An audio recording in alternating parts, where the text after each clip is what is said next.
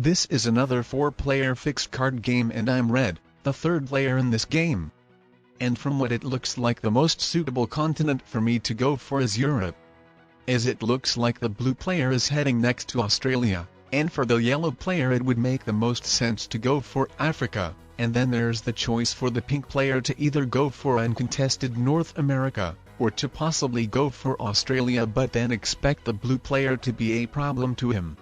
I don't really like that the yellow player captured Africa so fast, with him starting to get extra troops and growing strong. It could potentially be bad for me as the European player, assuming the yellow player wouldn't be friendly towards me. So because of that I thought it would be great that the pink player would capture North America, as it would certainly should bring the yellow player's attention from me to him, as there's a big difference between 2-border North America and the casual 4-border Europe. Though I actually didn't expect him go so fast, I thought he will take more turns to capture North America, but it looks like he is getting it next turn. So I'm not sure if the yellow player will be yet strong enough to consider fighting with pink. But we are going to see. The most important thing for me that the yellow player, who is currently having the highest chances to become the strongest player, has accepted my alliance request. The blue and pink players have been ignoring my alliance requests, but in comparison with yellow they don't have established positions yet. Though if the pink player actually gets North America without nobody invading him, then he will be in the most promising position. So because of that I decided to try wasting my troops in South America, so either pink or yellow would capture it, so then with them directly having borders with each other, there could be a potential conflict started.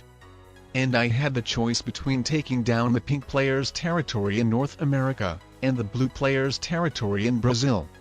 And I mean, of course it would have been great to rather take the pink player's territory, so it would have potentially taken one more turn for the pink player to get North America, but that wouldn't have made the pink player happy about me at all, and since I intend to go for Europe, it would have been terrible for me to have a neighboring player who hates me. That would have highly decreased the chances that the pink player would let me capture it. While the blue player seemed to be going for Australia, so with him not being my neighboring player I didn't care as much about him. Plus, since with me attacking the territory of him in the continent he doesn't go for, meaning that me taking that territory down wouldn't have been as significant to him, as it would have been for the purple player with me taking his territory down in the continent he goes for. And my decision went great for me. I didn't expect that, but the pink player actually accepted my alliance request then.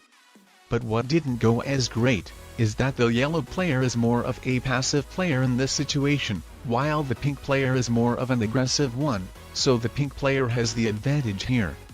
I thought the yellow player will himself invade the pink player into his continent before the pink player doing that, but it happened the other way around. And the pink player might actually hold North America now, but there's a chance the yellow player will invade him after trading an A set. So these were unfortunate circumstances, but the yellow player still has a chance to retaliate. I'll even unleash his biggest army towards the pink player's border on Greenland. It's a very good thing I had a 10 troop set at 3 cards, because if not having a set or not trading it in, there would have been quite a high probability of being taken out.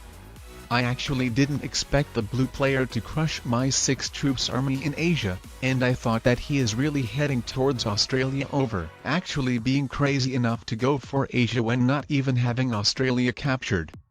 That's really unfortunate that the pink player has just captured Australia as well, as if he actually ends up holding it, then he will be in a really dominating position.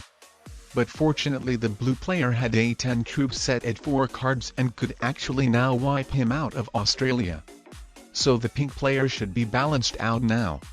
It would be really great now if the yellow player going through my territories would invade the pink player into North America now. So then there would be basically a guarantee that the pink player wouldn't be able to hold North America anymore. And I could actually take the spot from the blue player, becoming the Australian player myself, looking to take the blue player out, while letting the yellow and pink players deal with each other. So then I might be the one in the most promising situation. But that little sneaky bastard blue decided to accept my alliance request right at the moment. Then it would have finally been beneficial to attack him.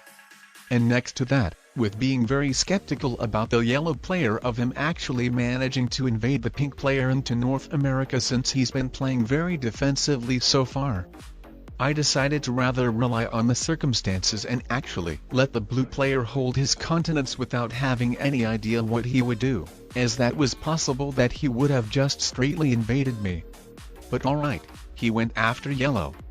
But that's probably the most unfortunate thing, that the yellow player ended up disconnecting and becoming a bot, as now it should really help the pink player to dominate the game, especially after that bot just invaded me and the blue player into our continents. Well, that was kinda the blue player's fault himself that he got invaded into Asia, as he literally took the whole turn to make the attack, so he ended up running out of time to fortify his army right back on the border. Though what's good about the yellow player quitting is that the bots don't have emotions, so now the yellow bot won't just be directly fighting with the blue player and wanting to destroy him like probably the yellow player himself would have probably wanted.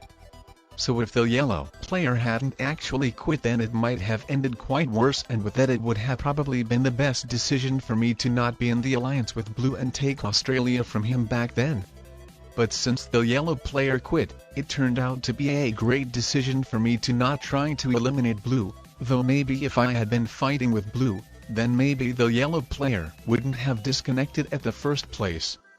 I think the yellow player rather ended up quitting the game and surrendering over disconnecting and having some connection issues. I think he got threatened by blue, and at that moment he probably ended up quitting, which led of our alliance being automatically broken since at that time he turned into a bot. What's the most unfortunate for me is that yellow bot left a big stack of troops inside my continent, so while the pink player is attacking blue, I cannot get any continental troops. So my position because of that is quite bad, as both of these players are my allies who would let me hold Europe. Though my position could have still been great if the blue player instead of recapturing Asia would have invaded the pink player into his continents. Then with the purple player attacking the blue player again, that might have led me in a very promising and might even winning position. But now with the pink player receiving the continental troops, he won't weaken himself too much. Though with him still invading blue and having a weak continent's guard, I'm wondering whether it would finally be the best time to betray him and prevent him from holding at least North America after breaking through his Greenland border. But then the question again is, what if he stops attacking blue? So then the blue player actually holds Asia with nobody invading him then. So maybe I should wait for a bit more, when the blue player attacked by pink would become too weak and insignificant to do anything even if he was left alone. Or maybe I would just even take him out at that moment if being able. I just don't want that with me starting attacking one player, pink, that would lead of another player then having a good promising position, so blue. So I would like to buy as much time as possible. I don't want that by killing a dragon, there would be another dragon, so unless that dragon is me. Anyway, while now I pretended to be attacking yellow to go for Africa, what my actual plan was, is to fortify my army out of the blocked place, so it would be accessible to invade the pink player, as if the blue player finally disconnects after being invaded by pink for another time, then the pink player would simply win with my biggest army being blocked from him. While now I will be able to directly attack pink through Brazil even if not having a set to invade him through Greenland. The blue player still seems to be refusing to die. Otherwise I might have taken him out and then won the game. But he still keeps being an issue for me to finally take some major action. And now even if wanting to attack pink, I couldn't do it anymore since that annoying yellow bot blocking me once again. I think I might just try guarding Europe now, though I don't like to split my army as that decreases the probability of me successfully invading the pink player later on. I am sorry, but I need to attack your territory. Yeah, the pink player is finally betraying me, and since I do not have a set at 4 cards I won't be able to invade him. He probably doesn't even have to leave that many troops on Brazil as the bot will be protecting it. But I cannot actually believe that he blunders the game and still invades blue, crushing the yellow player's troops. between the options to betray or not to betray me, he should have definitely betrayed me. As think logically, the yellow player is a bot, the player who isn't any threat at all, and then the blue player is the player who is basically dead. So it didn't make any sense for the pink player neither to waste his troops on the yellow bot, nor still being friends with me and letting me hold Europe. Anyway, since now I do not have a set, but would like to trade it in and then wipe out the pink player out from both of the Americas and make him trapped in Australia, I will take the blue player out. But phew, that was so close. I've got some terrible blitz rolls and at the end it was between 2 versus 1 roll to decide if I actually take the blue player out. But even with that, unfortunately I've got to trade in quite a bad set, only receiving 6 troops. So at the end the pink player wasn't wiped out from North America. But let's see how much of a damage he is still able to do to me. Well, actually he just ended up quitting. So because of that, let's firstly take the yellow bot out.